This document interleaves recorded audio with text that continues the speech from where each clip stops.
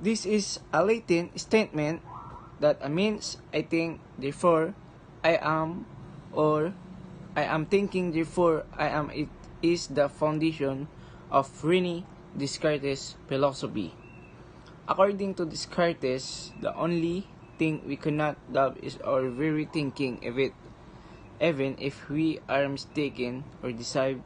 The very act of doubting or thinking proves that we exist. Thinking is the essence of being human. We do not need a body or any physical thing to prove or sentence your ability to think is I Christian ability to affirm my extents through my thinking. Every day I make decision plan, study, and reflect. These activities prove that I am conscious and capable of thinking. This is sociological perspective used by Erving Goffman to describe social life as a theater. This is the public place where we play our roles. Here we try to show an image that we want others to see.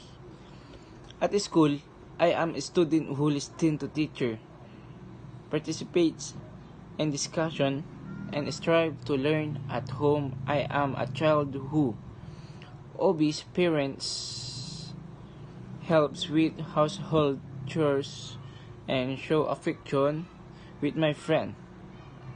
I am companion who provides support, listens to their problems, and makes time to have fun. In public places, such as school or church, I try to present a positive image. I am respectfully, responsibly, and trustworthy, and Descartes' thinking proves that I am conscious and capable of making decisions. Goffman's dramaturgy shows how I ask my thinking to play different roles in life. For example, whenever I act as a student, I ask my thinking to understand concepts and do my assignments. At the same time, I know that I need to show responsible image to my teacher and classmate. By asking the theories of Descartes and Goffman, I better understand myself as an individual, capable of thinking and playing different roles in life. These theories give me deeper insight into my identify and how interact with the world. Understanding student.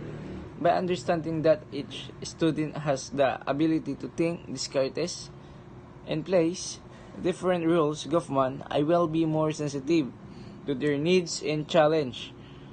I will ensure that my classroom is a place where students are free to think, express themselves, while also teaching them to be responsible in their roles in society.